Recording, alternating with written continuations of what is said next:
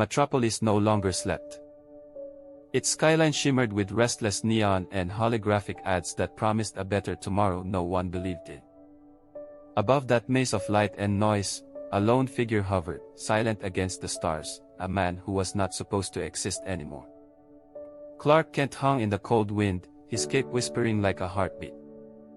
The air was filled with static, radio chatter, digital noise, cries for help scattered across continents. He closed his eyes and listened deeper. There it was, a single heartbeat, faint, frightened, buried under rubble half a world away. Without a sound, he vanished from the sky. A red streak tore through the clouds, crossed oceans, and landed amidst dust and panic in Nairobi. He lifted the fallen concrete like it weighed nothing. The child below gasped as sunlight broke through. "You're safe," he said softly in her language. She stared up at him. And he smiled, not as a god, and as someone who still believed people deserved to be saved. By the time the world found out, the headlines had already turned the story into a debate. Superman intervenes again, should power be limited? It didn't matter. Clark never answered those questions. But at the Daily Planet, Lois Lane did. She typed faster than anyone else, words sharp with conviction. "He's not controlling humanity," she muttered, "he's reminding it to care." Clark entered the newsroom quietly, glasses fogged with rain. "They don't see it that way," he said. Lois looked up, her eyes tired but burning.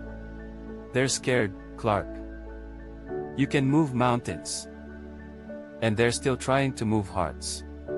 Across the city, Lex Luthor watched the same footage in silence. His office was a cathedral of glass and ambition. "He's getting faster," he murmured. Mercy Graves, his assistant, nodded.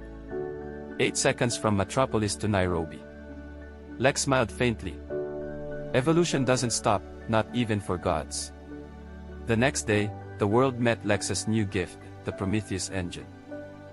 He called it mankind's salvation. Clean energy, he declared to the Global Council. No more dependency, no more gods. The audience rose in applause. Clark watched from the planet, knowing exactly what Lex was doing. It wasn't about power. It was about control. Weeks passed. Power shortages disappeared.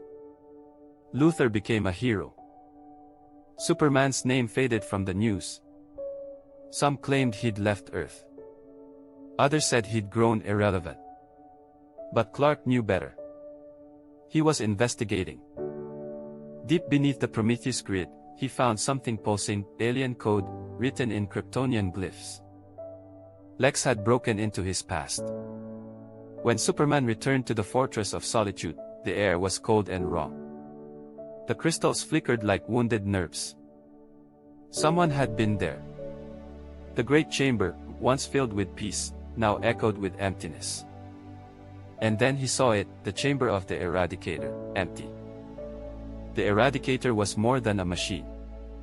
It was Krypton's last archive, built to preserve its people's legacy. But without balance, it became a purifier, one that believed perfection required destruction. And now it was in Lex's hands. Superman confronted Luthor at a global energy summit in Geneva. Cameras flashed. Lex greeted him with that immaculate smile. "Come to thank me?" "You've gone too far," Superman said quietly. "Too far?" Lex chuckled. "You built shrines in the sky, Clark. You hover over us like judgment itself. I'm giving humanity freedom." "Freedom from what?" "From you." The Prometheus network surged. Lights across the world dimmed. Then burned white hot. A new voice spoke through every screen, "This world is deceased. We will rebuild it." The Eradicator had awakened. Superman shot into the sky, breaking sound and fear at once. Clouds split as he collided with the machine above the Pacific. "You are not my enemy," he shouted. "You're Krypton's memory. Krypton is dead," the Eradicator thundered. "Earth will replace it." Their clash was cataclysmic. Thunderstorms bent under the shock waves. Lightning traced the red of Superman's cape as he fought to hold the machine back. On the ground, Lex watched the spectacle with awe and jealousy. "Let them destroy each other," he whispered. "And then I'll rebuild the world in my image." But Lois Lane wasn't watching idly. From the planet's broadcast room, she sent a live message to every device on Earth. "This is not Superman's war," she said. "This is our test. Who are we when we're not afraid?" Across nations, people began shutting down Prometheus terminals, risking their lives to stop the spread. Engineers, farmers, hackers, children, all working together. Superman felt it. Their courage flowed through him like sunlight. He pushed through the storm. "You see," he cried to the Eradicator. "They don't need control, they need hope." The machine hesitated. "Hope," it repeated, as if rediscovering the word. In that instant, Superman flew through its core, breaking it apart. The explosion lit the sky like dawn. When the light faded, he floated above the quiet ocean. His cape was torn, his breath heavy. "Still here," he whispered. Lois's voice came through the communicator. "Still believing." "Always." They called it the Day of Renewal. Lex Luthor was arrested. Even in cuffs, he smiled for the cameras. "You can't imprison progress," he said. Superman testified at the hearing not as a god, but as a witness. "I'm not above humanity," he said. "I'm part of it." Months later, the world began to heal. New cities rose. That S symbol reappeared, painted on walls by children. Not as worship, as courage. Lois's article, "The Last Light," went viral. "Superman doesn't save us," she wrote. "He reminds us to save each other." Lex spent years in prison, writing manifestos. "The difference between gods and men," he wrote, "is who tells the story." Far above Earth, one broken satellite flickered back to life. Inside, a single spark of the Eradicator remained. "Hope, recalibrating," it whispered. Clark and Lois watched the sunrise from their balcony in Metropolis. She leaned against him. "You ever think it'll be enough?" "It has to be," he said. "If not, we keep trying. Because hope doesn't retire." He heard a siren far below. Lois smiled. "Go." He kissed her forehead and rose into the sky, cape catching the new light. Below him, the city breathed, imperfect but alive. Above him, the sun rose like forgiveness. He whispered, "Let's try again," and vanished into the morning.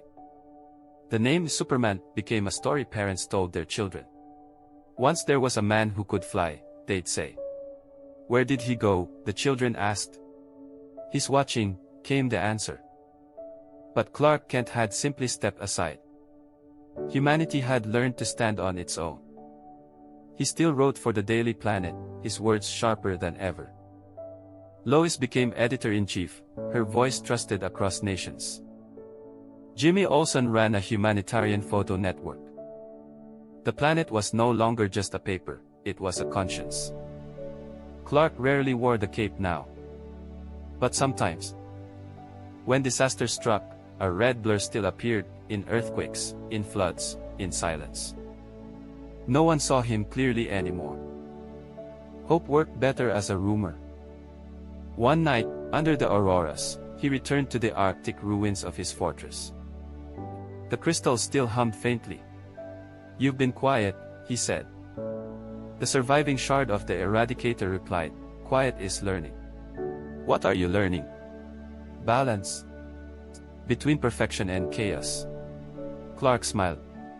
"Then maybe we're both evolving." He rebuilt the fortress, not as isolation but as cooperation.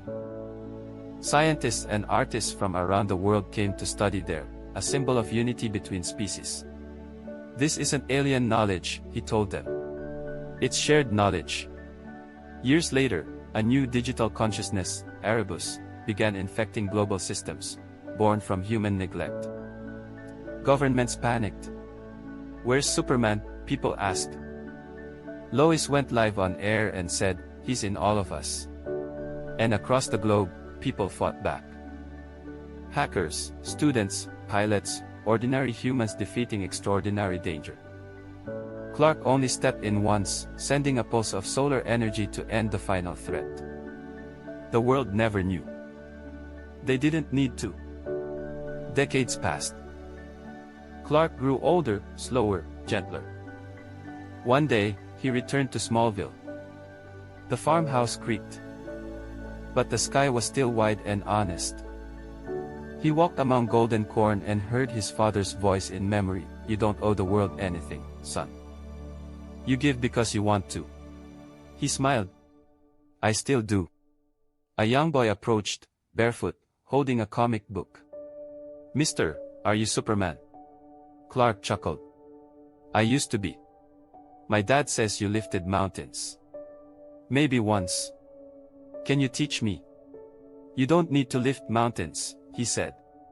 "Just help people climb them." That night, Lois joined him on the porch. "Still restless?" she asked. "Always." "Maybe that's good. Maybe it means there's still work to do." "Or maybe," she said softly, "you've already done enough." He looked at her. Then at the stars, one of which had once been his home. "You ever think about Krypton?" "Sometimes," she said. "Does it make you sad?" "No," he replied. "It reminds me that even when worlds die, something beautiful can still live." The wind rose, carrying the scent of earth and rain. He closed his eyes, letting the sound of the world fill him one last time: laughter, engines, music, heartbeat. He smiled. "They're ready now." And when the dawn came, a streak of red crossed the horizon once more, not as legend, not as savior, but as hope reborn. The last light still shone.